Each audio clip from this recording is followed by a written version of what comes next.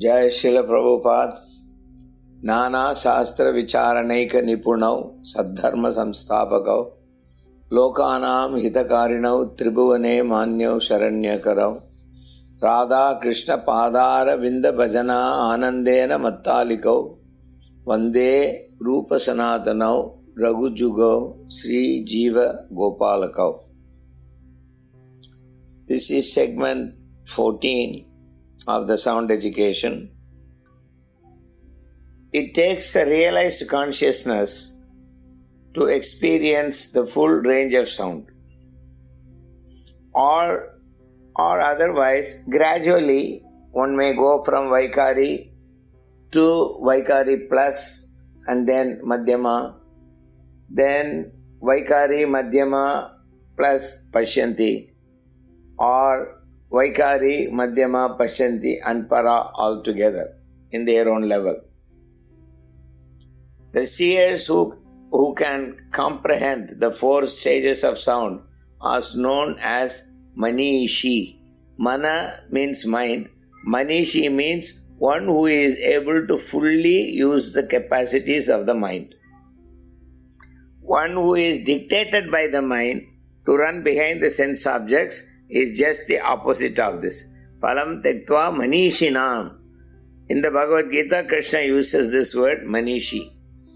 The higher three forms of Shabda are described in the Rig Veda as hidden in Guha. Nihito Guhayam. Nihito means camouflaged. You are looking for an umbrella, for example. But this umbrella is covered by a banana leaf. Double-sized banana leaf, inside the guha, inside the cave. So if somebody says, for an Indian Administrative Service selection exam, go inside and see what object you see. He will come back and say alarm clock. But actually there is a banana leaf and nobody expects that under the banana leaf is going to be something different than the part of the trees. He decides quickly, the mind is deciding quickly, oh, banana leaf, oh, that means banana trunk or whatever to do with banana, but there's an alarm clock there. Oh, that's a little strange. So he thinks that he is more intelligent than anyone and he comes out and says, sir, my answer is, it has nothing to do with any tree or leaf. What I saw is an alarm clock. So that is why Nihito Guhayam. Within the self, whereas the fourth is the external manifested speech known as Laukika Bhasha. Loka means inhabited planets. Lokapati means the maintainer of an inhabited planet. And when the Veda says hidden in Guha, Guha is not literally a cave, but the soul is already hidden. It's very difficult to see the soul. And if the soul is being described, people hear it as though it is wonderful. Ascharyavat pashyati. You see the word pashya is used here. Ascharyavat pashyati kaschidenam. Ascharyavat vadati tatay vacha anyaha. Ascharyavat chainam annaha shrunoti. Srutva pienam vedana chaiva kaschit. Vedana cha eva kaschit. Even after hearing, a person doesn't understand. Because his hearing was not on the level of para or pashyanti. The max he can hit is pashyanti. So it is called laukika bhasha. Loka, ika, laukika. Laukika bhasha represents the intellectual consciousness. Madhyama represents the mental consciousness. And Vaikari represents the physical consciousness. Sometimes we are on all the four levels together. Vaikarika, or the lowest form of sound, represents the intellectual consciousness. And Madhyama represents the mental consciousness. And Vaikarika represents the physical consciousness. So in the first explanation of chanting Hare Krishna, Srila Prabhupada says, It springs forth from the spiritual platform, surpassing all lower levels of consciousness, namely mental, intellectual. 2 times Prabhupada goes from down to up to para, and then from para down to Vaikarika. Please try to find that explanation and hear it a few times. Then what we are discussing here will make any sense.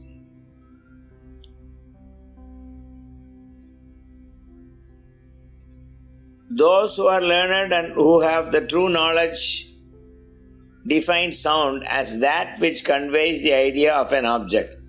If an object doesn't exist, then there is no meaning of saying it, defining it, analyzing it, etc. To give a crude example, modern atheists, they say there is no God. So Srila Prabhupada said, if there is no God, how did you get that word God?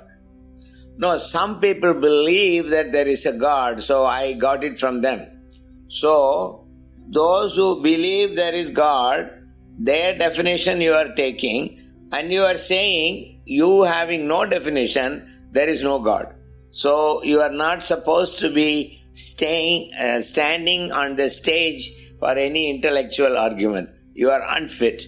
Your gati or your destination should be a mental hospital, because you are not speaking anything sane. Sound is not just the vibration created by rubbing of 2 objects, and that is called noise. I keep repeating this because, there is no question of madhyama, para and pashyanti and all that in a noise. Noise is just a noise and it ends there. And since you want to classify into something, you can say it is Vaikarika without any meaning. That is why here the word used in the Bhagavatam is Artha Asrayatvam, or the shelter of the meaning. In the Vedic conception, the aksharas or alphabets or bijas or seeds of existence. Akshara. Even the 8th chapter, the verse that we were discussing is known as Akshara Brahma Yoga. The audible sound is categorized into 50 alphabets of Sanskrit, starting from A and ending with Ksha.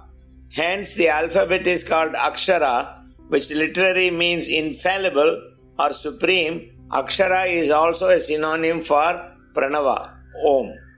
Pranava means by which the prana stays in the body. Prana, Ava, Pranava. The sum of all syllables and the source of all Vedic hymns. The Bhagavad Gita confirms that as follows. Karma Brahmodbhavam Vidhi Brahma Akshara Samudbhavam Tasmat Sarvagatam Brahma Nityam Yajne Pratishchitam. Regulated activities are prescribed in the Vedas in the form of alphabets, infallible, and the Vedas are directly manifested from Akshara, the sacred syllable Om. Consequently, the all-pervading transcendence, Pranava, or the syllable Om, or the personality of Godhead, is eternally situated in the acts of sacrifice. In the Tantras, the Aksharas are traced back to their material source level, which is a particular deity of goddess. Each of her stages of manifestation are different phases in the evolution of the universe. Thus, the Aksharas are potent sound constitutionally connected to objects as sound, Shabda, and its meaning, Artha. Artha Asrayadvam Shabda. This is interesting in that it draws a distinction between sound and noise. Noise as distinct from sound is not the Artha Ashraya, because there is no meaning to a noise. No matter how loud it is, how soft it is, how technologically it is produced, whether it has got accompaniments or not, it has no meaning. That's what Prabhupada meant when he used to say, fools and rascals, fools and rascals, fools and rascals. In one program, the The host came to Prabhupada and said, Swamiji, please, for my sake, no fools and rascals in today's lecture. So Prabhupada took one more microphone, had two microphones in front of his mouth. Then he said, if you are a fool, should I call you a pandit? He was very fond of that word, fool and rascal. Because most of these so-called gurus, they only make noise. They are not actually artha asarayatvam. It's not depending on the meaning of the word, neither its context called nirukti. There is Siksha, Vyakaran, Nirukti. Siksha is phonetic sound. Vyakaran is grammar. And Nirukti means completely meaningful. You can rather say Nirukti is an ukti or a process for understanding the meaning completely, fully, without missing anything. So since noise is not artha asraya, there cannot be education by using anartha asraya. Anartha means no meaning. Asraya means taking shelter. Taking shelter of no meaning also, if you went into the British Council Library in Kolkata, there are 3-4 floors, fully air-conditioned, very comfortable and everything. Subscription is only 40 rupees. Sometime East India Company made a 40 rupees subscription. They never changed it. The Raj came and the Raj went and the Queen became only a guest till such time. Because there is no new order has come, they were using the same thing. That money won't be even enough for them to clean their shelves clean. But everything is kept Paka British Museum standard.